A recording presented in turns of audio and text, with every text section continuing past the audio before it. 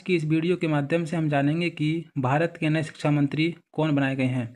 तो नए शिक्षा मंत्री की बात की जाए तो उनका नाम है प्रहलाद जोशी।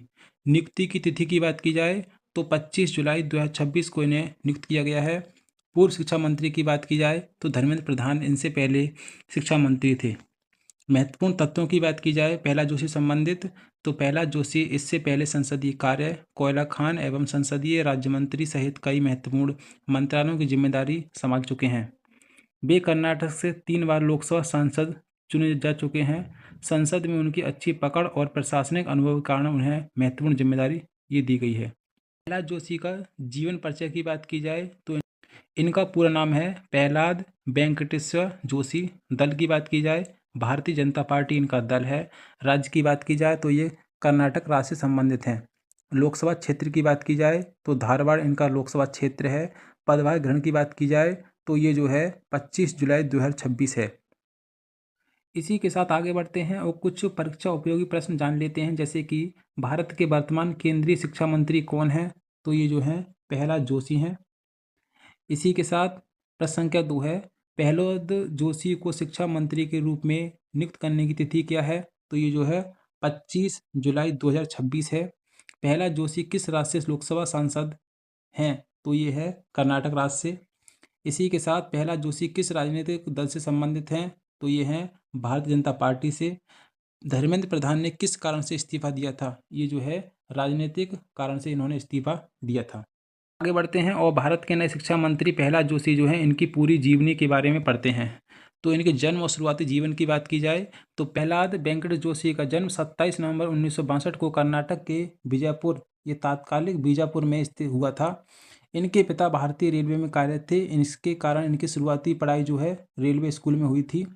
इसके बाद उन्होंने हुबली के न्यू इंग्लिश स्कूल से शिक्षा प्राप्त की थी। उच्च शिक्षा के लिए उन्होंने कर्नाटक विश्वविद्यालय से संबंध AS आर्ट्स कॉलेज हुबली से बैचलर ऑफ आर्ट यानी कि BA की डिग्री प्राप्त की थी। राजनीति में प्रवेश की बात की जाए तो कॉलेज के दिनों से ही प्रहलाद जोशी सामाजिक और राजनीतिक गतिविधियों में सक्रिय रहे थे। वे राष्ट्रीय स्वयंसेवक संघ RSS से जुड़े और भारतीय जनता पार्टी में शामिल हुए।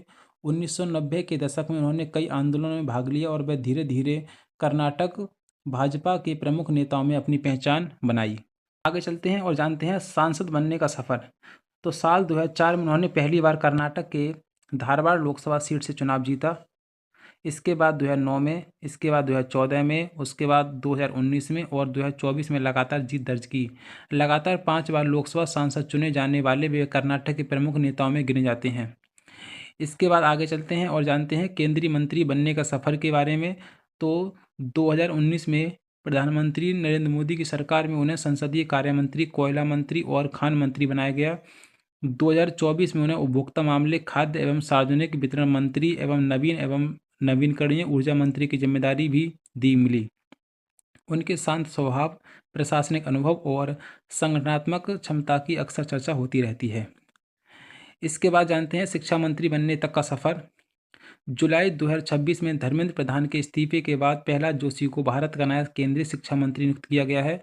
उन्होंने पदभार संभालते हुए कहा कि वे पूरी निष्ठा के साथ इस जिम्मेदारी का निर्वहन करेंगे। उनके सामने प्रतियोगी परीक्षाओं की पारदर्शिता, राष्ट्रीय शिक्षा नीति के प्रभावी क्रियान्वयन और शिक्षा व्यवस्था में सुधार जैसी महत्वपूर्ण चुनौतियां हैं। इसी के साथ आगे बढ़ते हैं और जानते हैं उनकी कुछ निजी जीवन के बारे में। तो प्रहलाद जोशी विवाहित हैं। उनकी पत्नी का नाम ज्योति जोशी है और उनकी 3 बेटियां हैं। उन्हें शास्त्रीय संगीत पढ़ना, सुनना और क्रिकेट में रुचि है।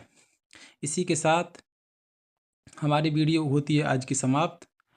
अगर आपने को हमारी वीडियो पसंद आई हो तो इस वीडियो को लाइक करें, चैनल को सब्सक्राइब करें। धन्यवाद।